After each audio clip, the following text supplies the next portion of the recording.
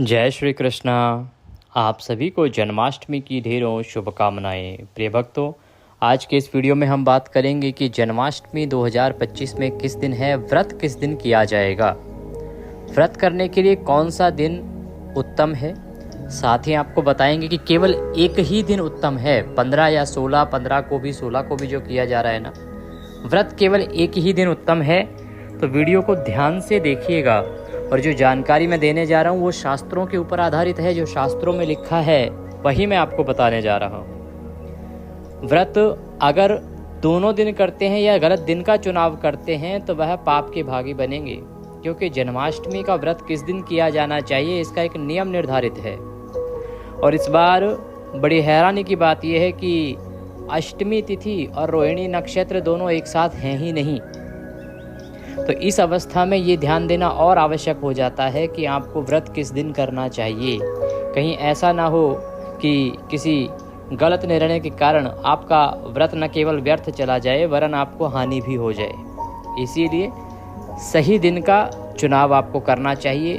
हम आपको बताते हैं कि किस दिन आपको व्रत करना है, 15 को करना है या 16 को करना है, 15 की रात्रि को पूजा करनी है या 16 की रात्रि को पूजा करनी है। शास्त्रों के अनुसार क्या है विधि, क्या है नियम, पंचांग क्या कहते हैं, ज्योतिष की गणना क्या कहती है। साथ ही आप अपने कुछ और प्रश्नों के उत्तर भी जान पाएंगे कि व्रत कैसे करना चाहिए, क्या विधि होनी चाहिए, क्या खाना चाहिए, नारियल पानी पी सकते हैं या नहीं पी सकते हैं। ये एक बहुत बड़ा सवाल है, क्योंकि अष्टमी को लेकर इस पर बड़ा विवाद पहले भी हो चुका है।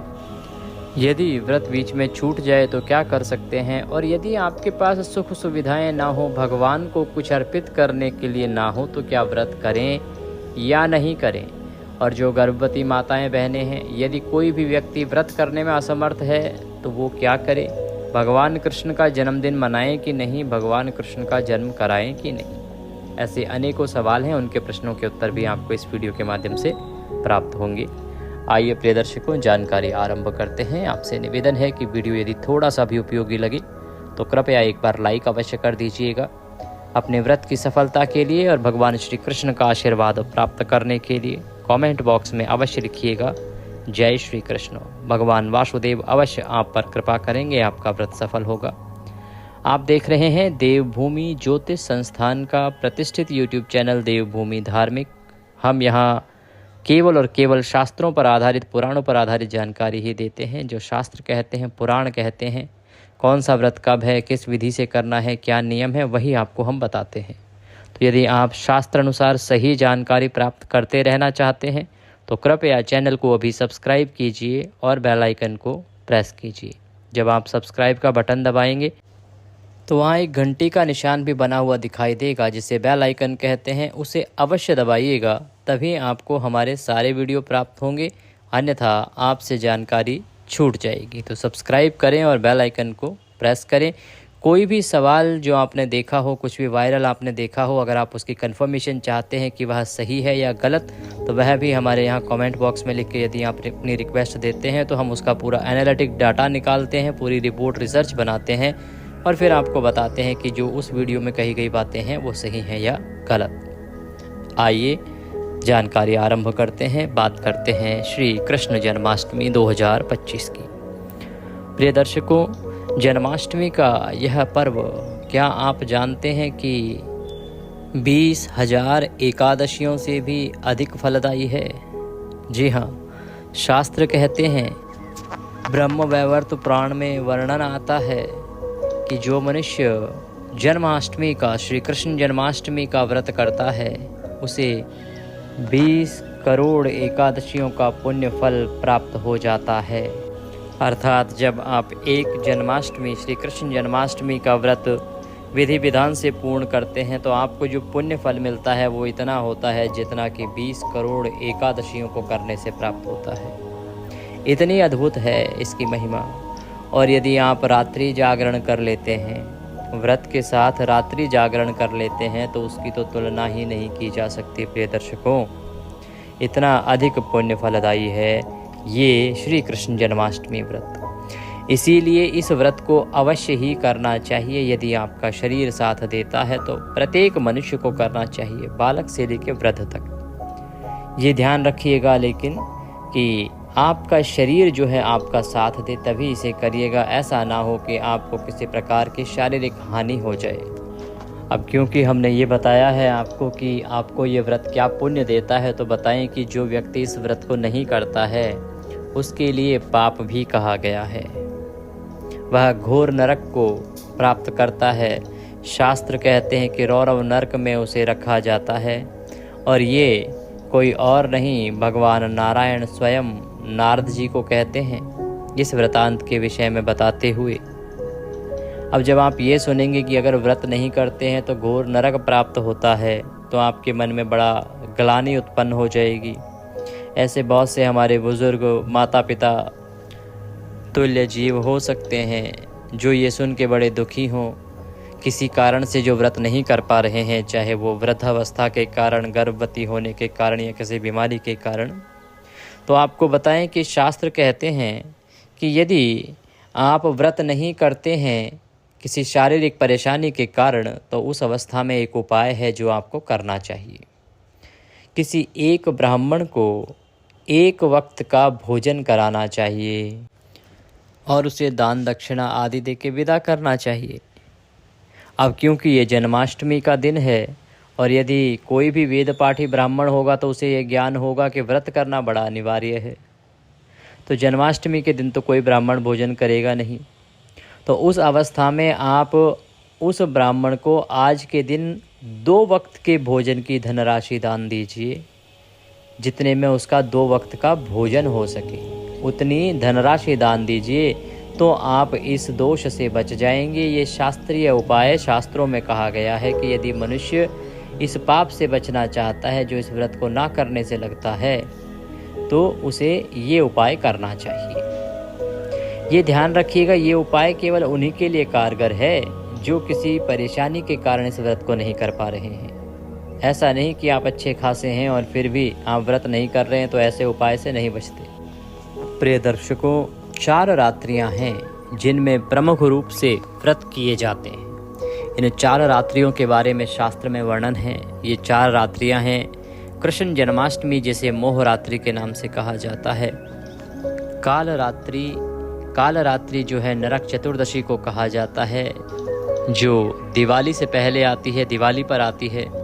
फिर आती है दारुण रात्रि, दारुण रात्रि कहते हैं होली की रात को। और फिर आती है शिवरात्रि, उसे कहते हैं अहोरात्रि।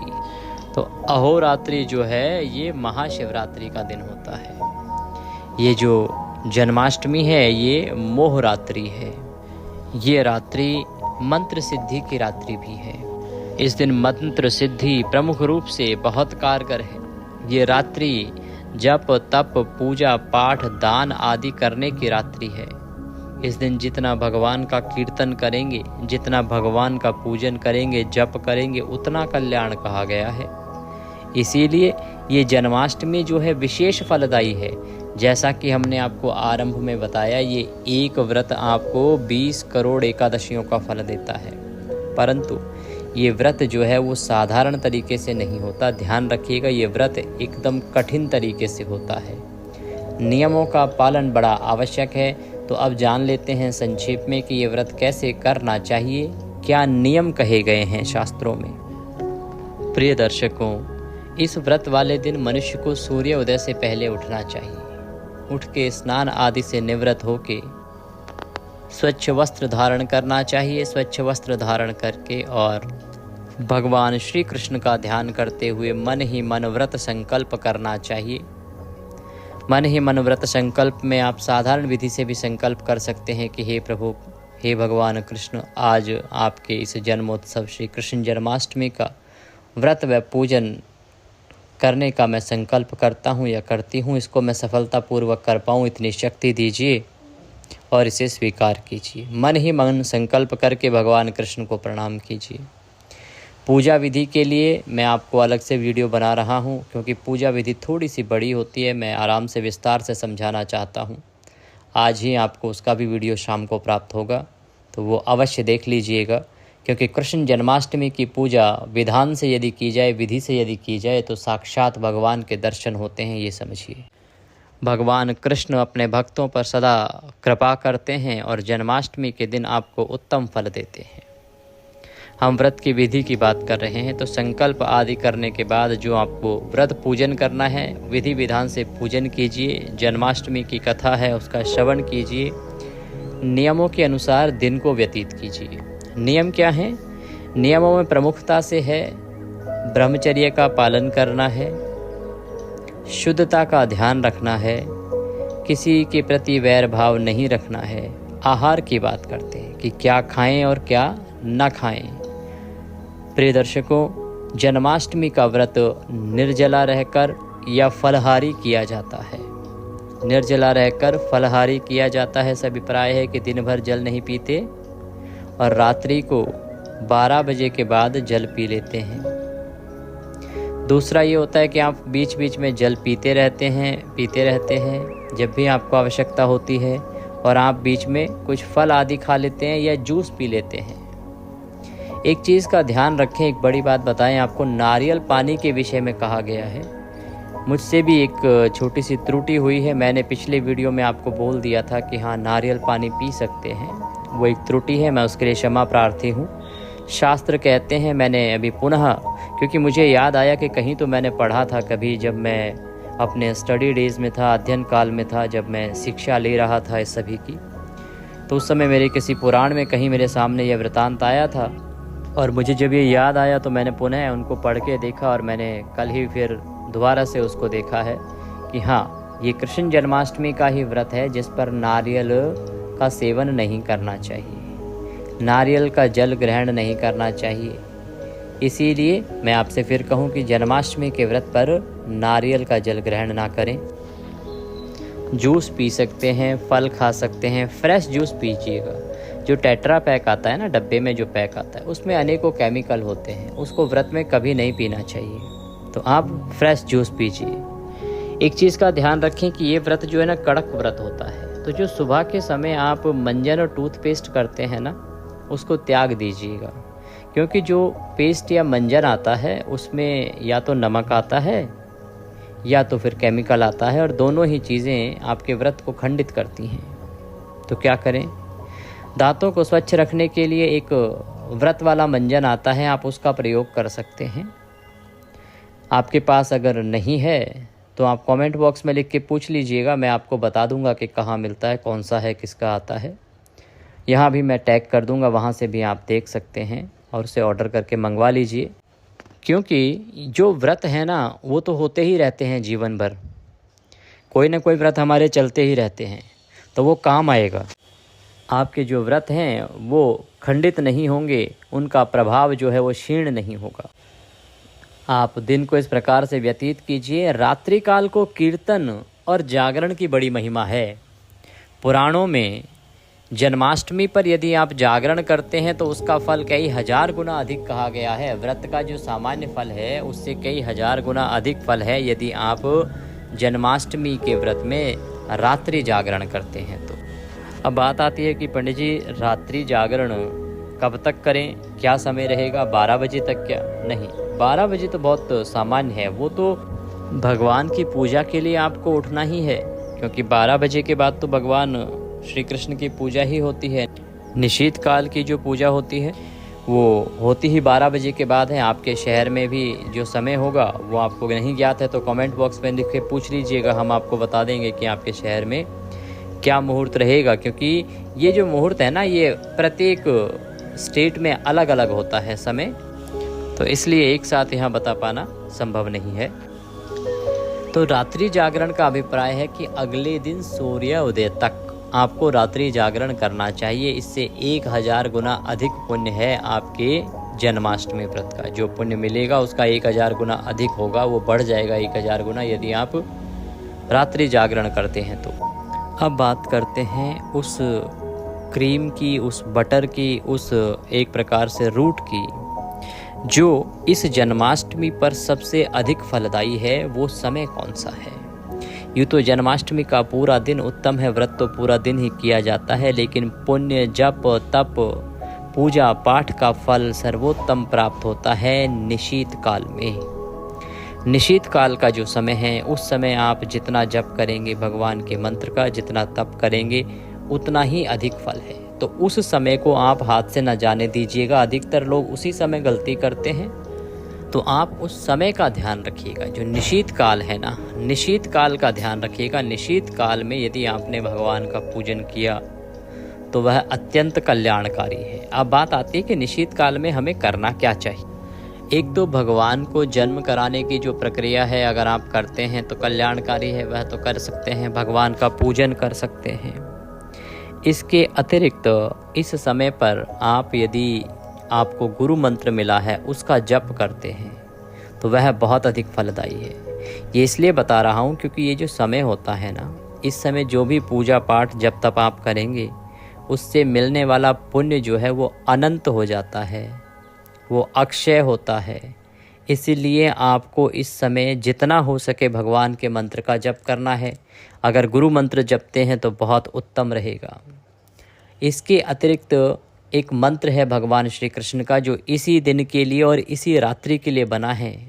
आपको इस दिन भगवान का अभिषेक कराते समय अवश्य रूप से गोपाल शास्त्र नाम का पाठ करना चाहिए या सुनना चाहिए। गोपाल शास्त्र नाम आप प्ले कर दीजिएगा, हमारे चैनल पर उपलब्ध होगा, हम पुनः आपके लिए अपलोड करेंगे। गोपाल शास्त्र नाम को चला के और फिर आप भगवान का अभिषेक कराइएगा।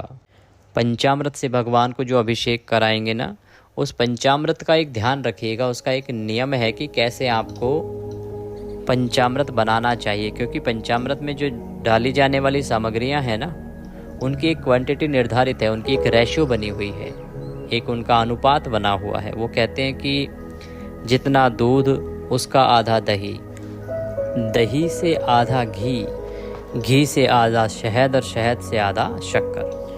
ये रेशियो में ही आपको पंचामृत बनाना है और भगवान को अभिषेक कराना है। इसकी विधि फिर बताऊँ आपको कि मैं विस्तार से बताऊँगा, पर ये कि आप ध्यान रखिएगा गोपाल शास्त्र नाम से आप अगर अभिषेक कराते हैं निशीत काल में तो वो अधिक कल्याणकारी है। अगर आपने गुरु मंत्र नहीं लिया है तो आप क्या करें, एक मंत्र बता रहा हूँ, ये आपके लिए सर्वोत्तम फलदायी रहेगा। क्लीं कृष्णाय नमः, क्लीं कृष्णाय नमः। ये मंत्र इस रात्रि के लिए ही बना है, ये समझ लीजिए। इसका जितना जप करेंगे इस रात्रि में उतना अधिक कल्याण है। इसमें जो क्लीं है ये बीज मंत्र है, ये बड़ा शक्तिशाली है। इसके अंदर बड़ा आकर्षण है, ये धन को आकर्षित करता है, अनन्य पुण्य को आकर्षित करता है। आपको अपार शक्ति की प्राप्ति इसके द्वारा होती है। इसीलिए इसे आप जितना जपेंगे उतना अधिक कल्याण होगा। तो आप अवश्य इसको जपिएगा, इस रात्रि पर इस अवसर को न जाने दीजिएगा।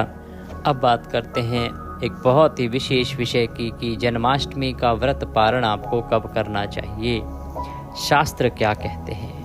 प्रिय दर्शकों, जन्माष्टमी के व्रत पारण से संबंधित बहुत ही भ्रामक जानकारियां लोगों के पास हैं और अधिकतर जो लोग हैं ना वो गलत तरीके से ही पारण करते हैं।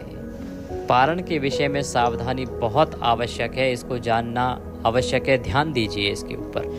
हम आपको बताते हैं कि शास्त्र क्या कहते हैं पारण के विषय में। आप स्वयं निर्णय कीजिएगा कि आपको पारण करना कब है, क्योंकि मेरा यहाँ काम है केवल आपको जानकारी देना कि शास्त्र किसी चीज़ के बारे में क्या कह रहे हैं। शास्त्र कहते हैं अष्टमी में और रोहिणी नक्षत्र में कभी भी व्रत का पारण नहीं करना चाहिए। अर्थात अष्टमी भी चल रही हो, रोहिणी नक्षत्र भी चल रहा हो, तो आपको उस समय पर कभी पारण नहीं करना चाहिए।